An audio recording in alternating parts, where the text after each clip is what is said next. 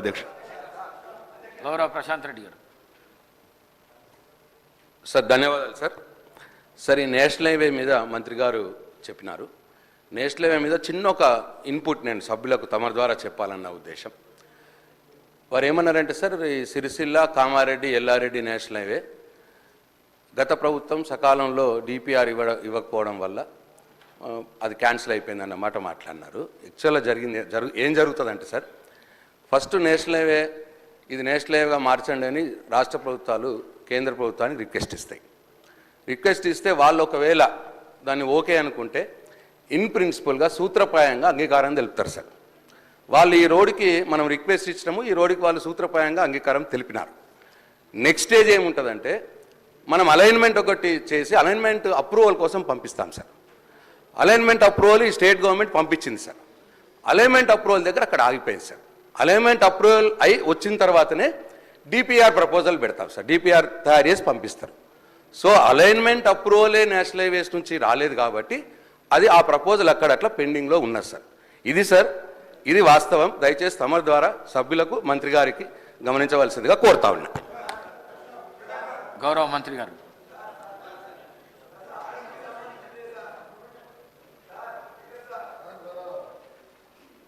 గౌరవ సభ్యులు మదన్ మోహన్ గారు అడిగిన విధంగా అది ఆ రోజు గౌరవ సభ్యులు సీనియర్ సభ్యులు ప్రశాంత్ రెడ్డి గారు గతంలో ఇదే శాఖ నిర్వహించిన వారు. ఎందుకు ఆ రోజు డిపిఆర్ సమర్పించలేదు, అలైన్మెంట్ ఫిక్స్ చేయలేదని చెప్పి వారు చెప్పాను. దాని తర్వాత ఈ 2013 నుంచి ఇప్పటి వరకు 21లో గడ్కరీ గారు ఫౌండేషన్ వేసిన వికారాబాద్ మొయినాబాద్ టెండర్ అయ్యి కూడా మీరు దాని అలైన్మెంట్ ఫిక్స్ చేయలే, ల్యాండ్ ఎక్వేషన్ చేయలే. ఇప్పుడు మేము పూర్తి చేసి పనులు ప్రారంభించాం.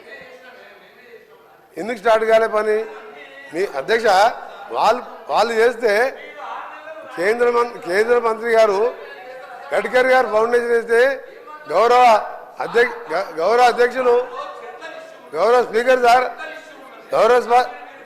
స్పీకర్ సార్ గౌరవ నేను మీ కాన్స్టిట్యూన్సీకి అక్కడ మీరు కూడా మాకు ఆదేశించారు.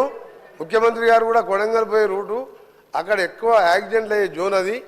మేము వెంటబడి ట్రాన్స్లొకేట్ ట్రీస్ని కూడా చేంజ్ చేసి నిన్న వర్క్ స్టార్ట్ చేసాం.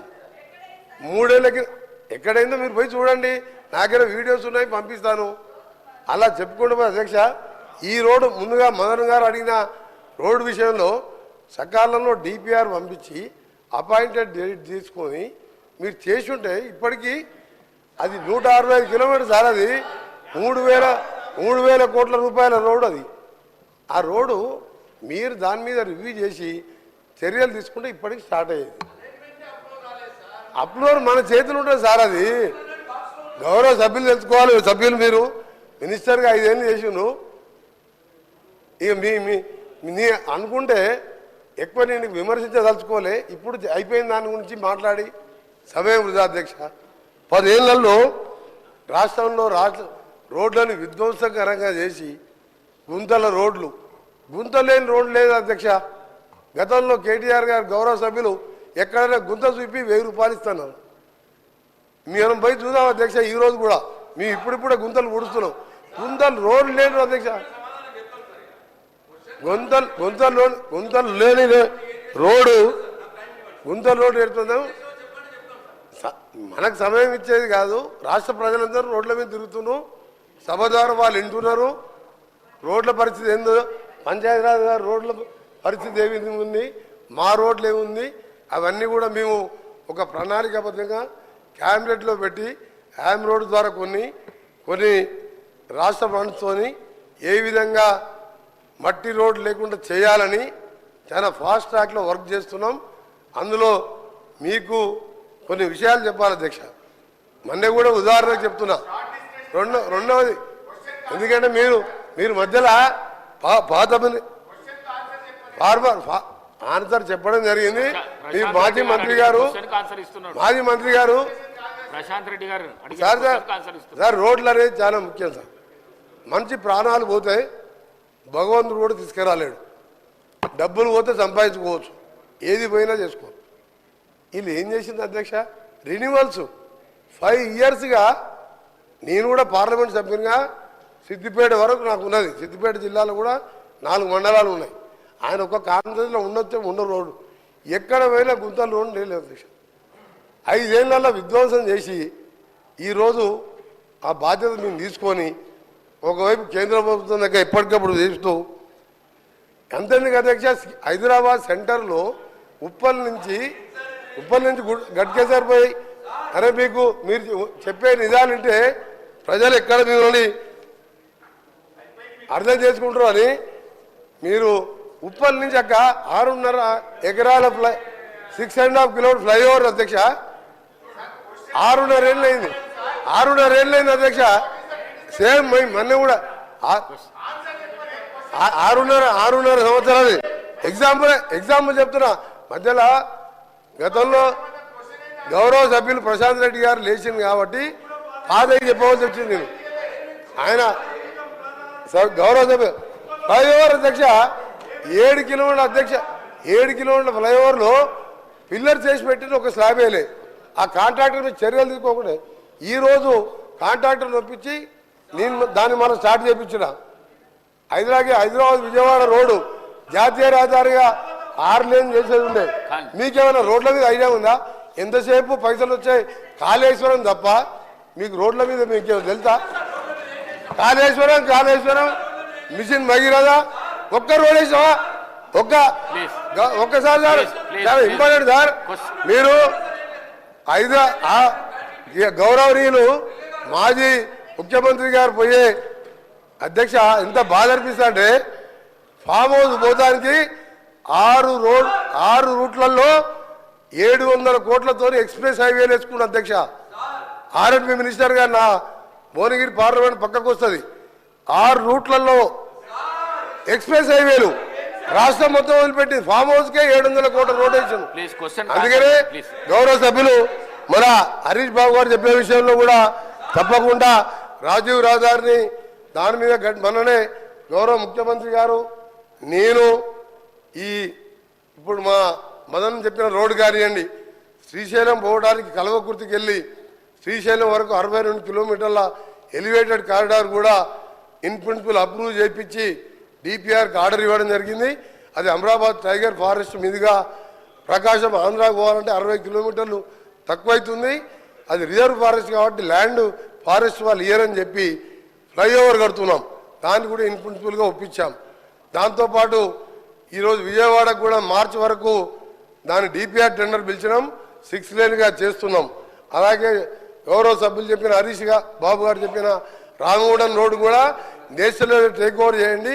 2035 వరకు ఉన్న అది టర్నింగ్స్తో రోడ్డు కూడా సేఫ్టీ లేదు.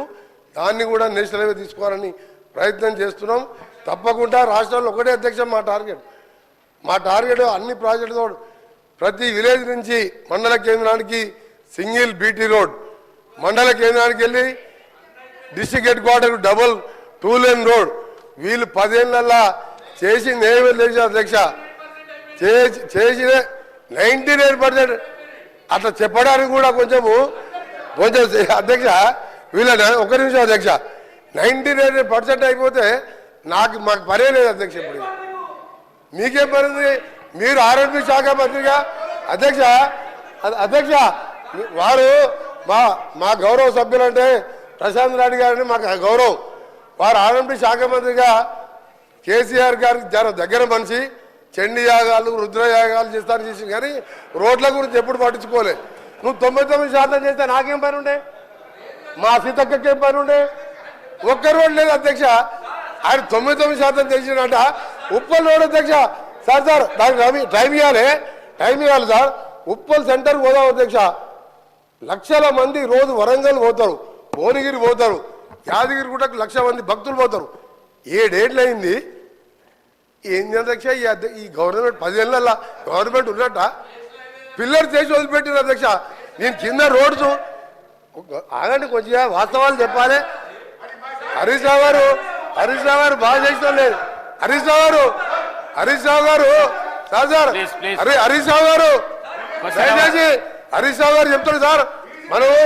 మీరు ఇంత ముందు గౌరవ సభ్యులు ఇంతకుముందు ఫీజు రియంబర్స్మెంట్ మాట్లాడదా, ఇది ముఖ్యమైన రోడ్ విషయం.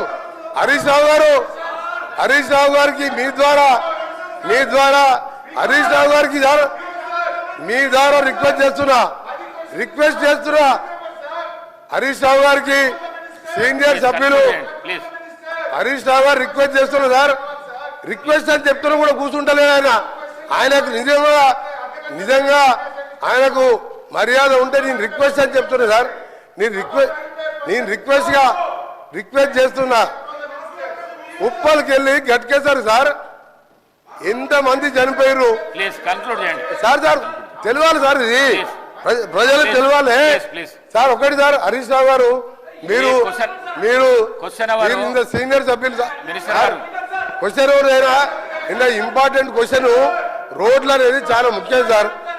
హరీష్ రావు గారికి ఏంటంటే హరీష్ రావు గారికి దబాయించడం ఒకటి తెలుసు అధ్యక్ష, ఆయన దబాయించడం ఒకటి తెలుసు, ఆయన పనిచేసేది తెలియదు సార్. 5 ఏళ్ళు ఇరిగేషన్ మినిస్టర్ గా మీరు డిస్టర్బ్ చేయండి హరీష్ రావు గారు, ఇది పద్ధతి కాదు. నేను ఉన్న రోడ్స్ మీద చెప్తున్నా, ఉప్పల్ నుంచి సార్ అది కూడా వస్తా, ఆడికి కూడా వస్తా చివరిగా ఆడికి కూడా వస్తా. ఫైనల్ గా సార్ ఓఆర్ఆర్ అంటే సార్ ఉప్పల్కి వెళ్ళి గట్కేసరికి పోయేది నేను చెప్తే దానికి మాట్లాడలే. ఇప్పుడు నేను సార్ చెప్తా. ఇంకొకటి సార్ చివరిగా చెప్తున్నా, హరీష్ రావు గారు నువ్వు ప్రశ్నకు పరిమితం నీకు నువ్వేం చేస్తావా, నువ్వు కమిషన్ తీసుకొని కూలిపోయే కాళేశ్వరం ఎట్లా కమిషన్ తిన్నావు నీకేం తెలుసు సార్. ఒక నిమిషం లాస్ట్ విషయం సార్, ఓఆర్ఆర్ సార్. ఇవాళ హైదరాబాద్ ప్రపంచ పటంలో పెట్టింది కాంగ్రెస్ ప్రభుత్వం. ఓఆర్ఆర్ నిర్మించి 6,500 కోట్ల జైకా ఫండ్స్ తోని 1000 ఎకరాలు సేకరిస్తే ఆ రోడ్డుతో హైదరాబాద్ కోకాపేట్ ఫైనాన్షియల్ డిస్ట్రిక్ట్ అదే ఏరియాలో ఎయిర్పోర్ట్ కడితే కోకాపేట్ అమ్ముకున్నారు అధ్యక్ష. 1,00,000 కోట్ల విలువ చేసే సార్, ఇది మంచి పద్ధతి కాదు సార్. సార్ నేను ఉన్న వాస్తవాలు చెప్తున్నా, రోడ్లు ఏ చేత కాదు, కూలిపోయే ప్రాజెక్టు కట్టొచ్చు, కమిషన్ తినొచ్చు. నేను ఒకటే చెప్తున్నా అధ్యక్ష, ఓఆర్ఆర్ అమ్ముకొని అందులో 7,000 కోట్లకి 1,00,000 కోట్ల విలువ చేసి ఓఆర్ఆర్ అమ్ముకొని ఒక నిమిషం సార్ 1,00,000 ఈరోజు సార్ మళ్ళీ చెప్తున్నా, గర్వంగా చెప్తున్నా, గౌరవ ముఖ్యమంత్రి గారు గడ్కరీ గారు సహాయంతో ఈరోజు రీజనల్ రింగ్ రోడ్ అనే ప్రపంచ స్థాయి స్టాండర్డ్స్ తో రీజనల్ రింగ్ రోడ్ ని వచ్చే మార్చి నాటికి భూసేకరణ చేసి రీజనల్ రింగ్ రోడ్ కూడా ఆర్ఎండ్బి శాఖ ద్వారా నిర్మించబోతున్నాం. హరీష్ రావు గారికి చెప్తున్నా, ప్రశాంత్ రెడ్డి చెప్తున్నా, మీరు చెయ్యలే ఒక్క పని చేయకుండా మీరు వాస్తవాలు చెప్తే భయపడతారు, వాస్తవాలు చెప్తే భయపడతారు. అందుకని చెప్తున్నా, వారు చేయలేని విషయాలన్నీ కూడా సార్. చివరిగా RRR రీజనల్ రింగ్ రోడ్ దాదాపు 38,000 కోట్లతోని వచ్చే 4 ఏళ్లలో పూర్తి చేసి హైదరాబాద్ ని ప్రపంచ పటంలో పెట్టాలనేదే మా ప్రభుత్వ లక్ష్యం. థ్యాంక్ యూ అధ్యక్ష. గౌరవ శాసనసభ్యురాలు శ్రీమతి సబితా ఇంద్రారెడ్డి గారు.